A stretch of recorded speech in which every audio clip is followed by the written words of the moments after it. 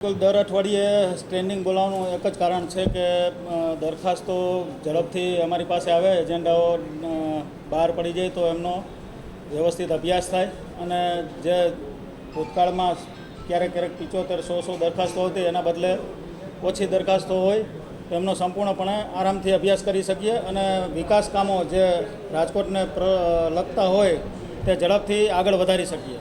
જે બિલકુલ પણ પ્રમુખ સાહેબનું અમે ચોક્કસ માર્ગદર્શન લેશું જ્યાં જરૂર પડે અહીંયા. બાકી મેયર સાહેબ અમે અને સર્વે કોર્પોરેટરો સંકલન કરીને રાજકોટના વિકાસ કામો જે કંઈ પણ હશે તેમાં ચોક્કસ આગળ વધશું.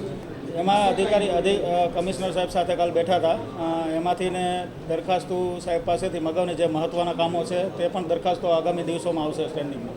અઠવાડિયે સ્ટેન્ડિંગ મળવાથી ઝડપથી સ્ટેન્ડિંગમાં દરખાસ્તો જે મંજૂર થાય અને બીજું એક અમે ઠરાવમાં જે સહી કરીને અહીંથી મોકલી છે તેમાં સ્પષ્ટ ઉલ્લેખ કર્યો છે કે કોઈપણ એજન્સીને 30 દિવસમાં વર્ક ઓર્ડર આપી દેવાનો. ભૂતકાળમાં મેયર સાહેબની અધ્યક્ષતામાં સમીક્ષા બેઠક કરી હતી, એમાં નજરમાં આવ્યું હતું કે સ્ટેન્ડિંગમાં મંજૂર થયા પછી 5 મહિના સુધી વર્ક ઓર્ડર નહોતા આપવામાં આવ્યા, જેનાથી 30 દિવસમાં વર્ક ઓર્ડર અપાઈ જાય તો સ્થળ ઉપર કામ ચાલુ થઈ જશે વિકાસના જે કંઈ પણ હોય.